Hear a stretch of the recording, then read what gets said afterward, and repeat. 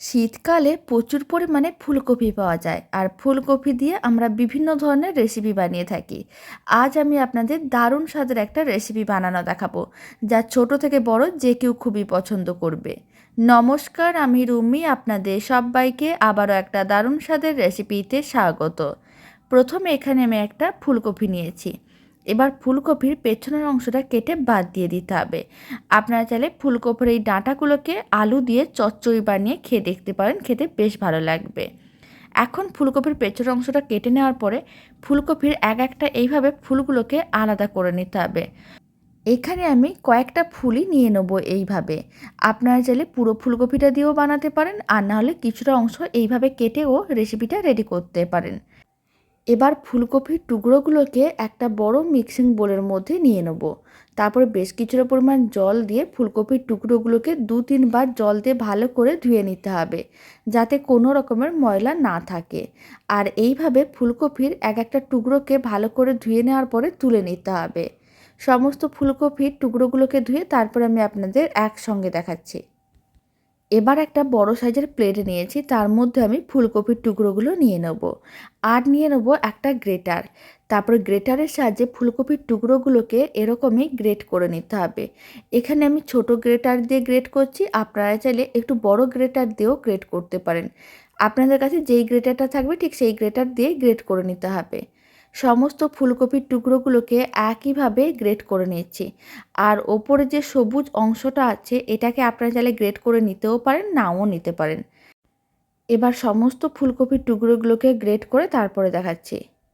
সমস্ত ফুলকপির টুকরোগুলোকে গ্রেটারে গ্রেট করে নিয়েছিলাম।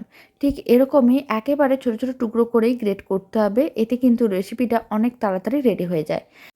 এবার আমি এর মধ্যে 2টো কুচনো পেঁয়াজ দিয়ে দেবো। আর আমি দিয়ে দেবো স্বাদ অনুযায়ী লবণ, চা চামচের হাফ চামচের মতন, আর অল্প একটু চিনি দেবো। চিনিটা একেবারেই অপশনাল, আপনারা চাইলে দিতেও পারেন, নাও দিতে পারেন। আর অল্প একটু লঙ্কার গুঁড়ো দিচ্ছি, আপনারা চাইলে কুচনো কাঁচা লঙ্কাও দিতে পারেন। আর অল্প একটু হলুদ গুঁড়ো দিয়ে দেবো। এখন সমস্ত কিছু একসঙ্গে খুব ভালো করে মিশিয়ে নিতে হবে। এইভাবে সমস্ত কিছু ভালো করে মিশিয়ে নিতে হবে, যাতে মশলাগুলো ভালো করে মিশে যায়। খুব বেশি মশলারও প্রয়োজন পড়ে না, আর খেতেও ভীষণ ভালো হয়। সমস্ত কিছুই খুব ভালো করে মেশানো হয়ে গেছে। এবার আমি এর মধ্যে দিয়ে দেবো কিছুটা পরিমাণ বেসন। এখানে আমি প্রায় 150 গ্রামের মতন বেসন দিচ্ছি। আর বেসনটা এইভাবে শুকনো করেই মেশাতে হবে, কোনো রকম জল দেওয়া যাবে না। দারুণ স্বাদের এই রেসিপিটি বানানোর জন্য মিশ্রণটাকে একটু টাইট করে রেডি করতে হবে, তাহলে খেতে ভালো লাগবে।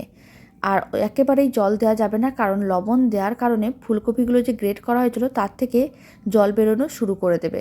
তাই এইভাবেই বেসনটা মেখে নিতে হবে। 3-4 মিনিট খুব ভালো করে এইভাবে সমস্ত কিছু মিশিয়ে নিয়েছিলাম। আপনারা দেখুন কোনো রকম জলের প্রয়োজন পড়েনি, খুব ভালো করে মেখে নেওয়া হয়ে গেছে।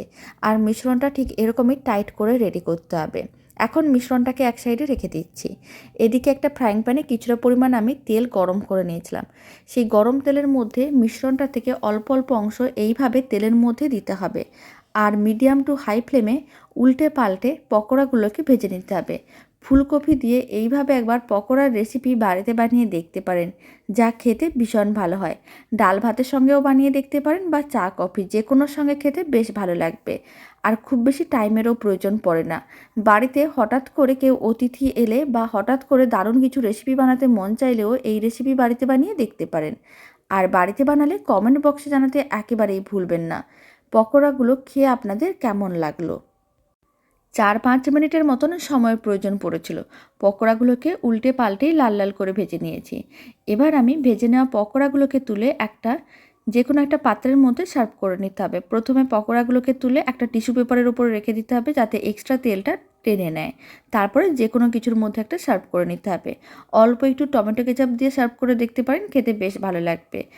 আর এই দারুণ স্বাদের মুচমুচে মুখরোচক পকোড়ার রেসিপিটা শেষ পর্যন্ত দেখার জন্য আপনাদের অসংখ্য ধন্যবাদ। তো চলুন, ভিডিওটা আমি এখানে শেষ করছি। আপনারা সবাই ভালো থাকবেন, সুস্থ থাকবেন। আপনাদের সঙ্গে আবার নতুন রেসিপি নিয়ে দেখা হচ্ছে।